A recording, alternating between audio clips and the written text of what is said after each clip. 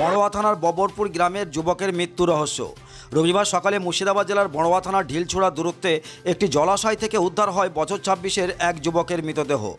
আর এই ঘটনায় পুলিশের বিরুদ্ধে ক্ষোভ উগরে দফায় দফায় বিক্ষোভ দেখালেন মৃতের পরিবারসহ গ্রামের বাসিন্দারা। মৃতের বাবার অভিযোগ, তার ছেলেকে বাড়ি থেকে ডেকে নিয়ে গিয়ে খুন করা হয়েছে।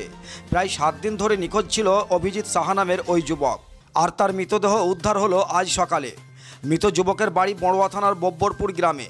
স্থানীয় সূত্রে জানা যায়, এক মহিলার সঙ্গে ওই যুবকের কয়েক বছর ধরে প্রেমের সম্পর্ক ছিল। ওই মহিলার বাড়ি বড়োয়া থানার পাশেই। মৃতের পরিবারের অভিযোগ, এই মৃত্যুর পেছনে রয়েছে ওই মহিলার হাত। আর এই অভিযোগ পুলিশকে বারবার জানিয়েও কোনো সঠিক পদক্ষেপ নেয়নি পুলিশ। মৃতের পরিবারের দাবি, একদিন নিখোঁজ থাকার পরেই ওই মহিলার কাছে থেকে উদ্ধার হয় মৃত ওই যুবকের পরনে থাকা জ্যাকেট ও মোবাইল ফোন। পুলিশকে সে কথাও জানানো হয়েছিল, কিন্তু পুলিশ ওই মহিলাকে আটক করেও ছেড়ে দেয়। পুলিশের বিরুদ্ধে তদন্তে নিষ্ক্রিয়তার অভিযোগ এনেছে মৃতের মা, বাবা ও পরিবারের লোকজন। আজ সকালে বড়োয়া থানার ঢিলছোড়া দূরত্বে যুবকের দেহ জলাশয়ে ভাসতে দেখেই ক্ষোভে ফেটে পড়েন মৃতের পরিবার ও গ্রামবাসীরা। সকাল থেকেই মৃতদেহ রেখে দফায় দফায় চলে বিক্ষোভ। প্রথমে বড়োয়া গ্রামীণ হাসপাতালে মৃতদেহ রেখে বড়োয়া থানার ওসি অতুনো দাসকে ঘেরাও করে বিক্ষোভ দেখায় মৃতের পরিবার। পরে বড়োয়া থানা ঘেরাও করে গ্রামবাসীরা। সঠিক সময় পুলিশ যদি তদন্ত করত, তাহলে হয়তো যুবকের মৃত্যু হতো না, এমনই দাবি মৃত অভিজিৎ সাহার পরিবার ও পরিজনদের। অবিলম্বে মূল অভিযুক্তদের শাস্তি সহ ঘটনার সম্পূর্ণ তদন্তের দাবি জানিয়েছে মৃতের মা ও বাবা। বলছে ও ফোন করেছিল, ফোন করে ডেকে নিয়ে গিয়েছে রাতের বেলায়। তখন রাত কত হবে? 8টা হবে ওই দিনে, সোমবার। সোমবারে গিয়েছে, স্যার ছেলে বেরিয়ে আসেনি। তা ও সকালবেলায় 8টা-9টার সময় কাকিমাকে ওই মেয়েটাই ফোন করেছে। ফোন করে বলেছে, তোমাদের অভিজিতের কোড আর মোবাইল পাওয়া গিয়েছে, তোমরা নিয়ে যাও। কোন মেয়েটা? ওই যে যার কাছে থাকে। আচ্ছা, প্রেম করতো? হ্যাঁ, আচ্ছা। যার কাছে থাকে নিয়ে গিয়েছিল। নিয়ে আবার কাকিমা গেল থানা, নিয়ে ওর কাছে গেল প্রথমে। ও মোবাইল নিয়ে দিল, ফটো পেলো, কিচ্ছু না, একটা শিশিরে তা জিজ্ঞাসা করলে বলছে কোথায় গাবাই। ও মেয়েটা বলছে আমি গাবাই পেয়েছি। ও বলছে আমি গাবাই পেয়েছি, আর আমরা বলছি না গাবাই পাওনি। গাবারে থাকতে তো কুয়াশাও কত পড়েছিল। সেটা কতদিন আগে? এই সোমবার। আচ্ছা, তারপর সোমবারে রাতে গিয়েছে, মঙ্গলবার খোঁজ হচ্ছে আমাদের। আচ্ছা, আমাদের মঙ্গলবার 9টার সময় খোঁজ হচ্ছে, 8টা-9টার সময় খোঁজ হচ্ছে। পুলিশকে জানিয়েছিলেন সেই কথা? জানিয়েছে, ওর কাছে নিলে রিপোর্ট নিলে, কোর্টের মোবাইল নিয়ে পুলিশের কাছে গেল। পুলিশ এখন বলছে দেখছি আমরা করছি। আচ্ছা, এইসবই বললো। তারপরে ও মেয়েটাও গিয়েছিল ওর সাথে। ও বলছে আমার স্বামী। নেতা বলছে কতদিন আগে বিয়ে হয়েছে?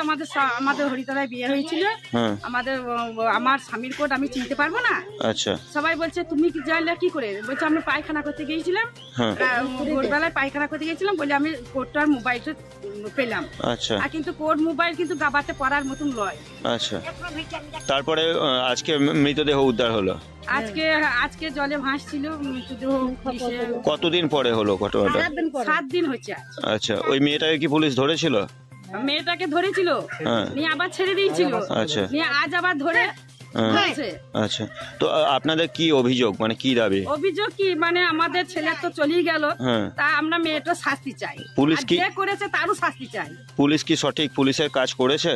পুলিশের কাজ করেনি বলে তো এত দুর্ঘটনা হলো। পুলিশ যদি ঠিক মতো কাজ করতো তাহলে এতটা দুর্ঘটনা হতো না। মানে পুলিশ খোঁজাখুঁজি বা তদন্ত করেনি? পুলিশ বলছে আমরা করেছি, এখন কিছু কিছু পুলিশ বলছে আমরা করেছি, আবার কিছু করেনি। পুলিশে কিছু করেনি। আপনি কে হন? আমি ওর বৌদি হই। আচ্ছা, ছেলেটার কি বিয়ে হয়েছিল? না, বিয়ে হয় না। ছেলেটা কত হবে? 26 বছর বয়স হবে, 26-27 বছর বয়স হবে। 5 তারিখে রাত্রিবেলায় ও বাড়ি থেকে বের হয়েছিল। মাকে বলে যে আমি ওই মেয়েটার কাজ যাবো। আসার পরে তারপরে দিন সকালবেলায় মেয়েটা মোবাইলটা আর ওই জ্যাকেটটা ওই ছেলেটা মা থেকে ফেরত দেয়। আচ্ছা, ঠিক আছে। তারপরে থানাতে এসে কমপ্লেন জানানো হয়, মেয়েটাকে তুলে নিয়ে আসে। তুলে নিয়ে আসার পরে আজকে প্রায় 1 সপ্তাহ হয়ে গেল। 1 সপ্তাহ পরে থানা থেকে তদন্ত করে লাশটা বের করে। তাহলে একটা মানুষ মারা যাওয়ার পরে যদি 1 সপ্তাহ 10 দিন 20 দিন লেগে যায়, তাহলে জনসাধারণ কি করে কার ভরসায় থাকবে? আচ্ছা এত হাজারো সিসি ক্যামেরা আছে, মোড়ে মোড়ে সব মোড়েই সিসি ক্যামেরা লেগে আছে। সিসি ক্যামেরাগুলো কমসে কম চেক করতো, তা হয়তো যেদিন মারা গেছে তার 2 দিন পরেও পাওয়া গেছে। আচ্ছা সিসি ক্যামেরাগুলো চেক করেনি, থানা থেকেও ঠিক মতো তদন্ত নেয়নি। থানা থেকে ঠিক মতো তদন্ত নিলে ওরা অবশ্যই ও আরো 4 দিন 105 দিন আগে পেয়ে গেত লাশটা। আচ্ছা। এতদিন টাইম লাগতো না, থানা থেকে তদন্ত নিলে ওরা এর আগে বেরিয়ে। মানে ওই মেয়েটাই মেরে দিয়েছে মনে হচ্ছে, খুন করেছে। সেই যখন মেয়েটা জানবে আর ওই থানা জানবে। আচ্ছা তো থানা মেয়েটাকে ধরে নিয়েছিল, হ্যাঁ। তারপরে মেয়েটাকে ছেড়েও দিয়েছিল। কেন ছেড়ে দিয়েছিল? সেটা থানা জানবে, থানার ওসি জানবে। ওসি স্যার আজকে বিক্ষোভটা কেন করছিল ওদের পরিবার? বিক্ষোভ এই জন্য যে কোনো বাড়ির একটা ছেলে মারা গেলে ওরা সবাই বিক্ষোভ করবে। এই জায়গায় আমি থাকলে ওরা আমার বাড়ির ফ্যামিলি বিক্ষোভ করবে, মানে যে কেউ বিক্ষোভ করবে। পুলিশ কি পুলিশের কাজ করেনি? পুলিশের কাজ যদি পুলিশ করে থাকতো তাহলে এবারে 1 সপ্তাহ 10 দিন লাগা, এইটুকু বিষয়ের জন্য টাইম লাগা। এত টাইম যদি লেগে যায় তাহলে কি করে কি হবে? আচ্ছা পুলিশ তো অন্য কাজে ব্যস্ত না। মানে 7 দিন ধরে পুলিশ কোনো খোঁজাখুঁজি করেনি? খোঁজাখুঁজি করলে ওরা 7 দিন টাইম লেগে গেল এইখান থেকে এইটুকু বের করতে। থানার পাশেই ঘটনা? থানার পাশেই ঘটনা, থানা থেকে 200 মিটার হলো, 100 মিটারের মধ্যে। আচ্ছা থানা 100 মিটারের মধ্যে। কি চাইছেন আপনারা, কি বলবেন পুলিশের ভূমিকা নিয়ে? আমরা চাই যে এরকম কেস যেন পুনরায় না ঘটে। হ্যাঁ এই যা হচ্ছে এরকম যেন পুনরায় না হয়। আচ্ছা। পুলিশ যদি ঠিক মতো, প্রশাসন যদি ঠিক মতো তদন্ত করতো তাহলে এরকম মানে এর আগে বেরিয়ে গেছিল লাশটা। কি নাম পুলিশ আপনার? তো তদন্ত করেনি। আমার নাম ফাইজুল শেখ। মোবাইল ফোনের জগতে একটি ঐতিহ্যবাহী নাম Roni telecom. Roni telecom, Roni telecom. দামি কোম্পানির উন্নত টেকনোলজির android mobile handset Oppo, Samsung ও যে কোনো স্মার্টফোন পাবেন। টিভিএস ও বাজাজ ফাইন্যান্সের মাধ্যমে সহজ সরল কিস্তিতে কেনার সুবিধা। তাই দেরি না করে আজই আসুন রনি টেলিকম।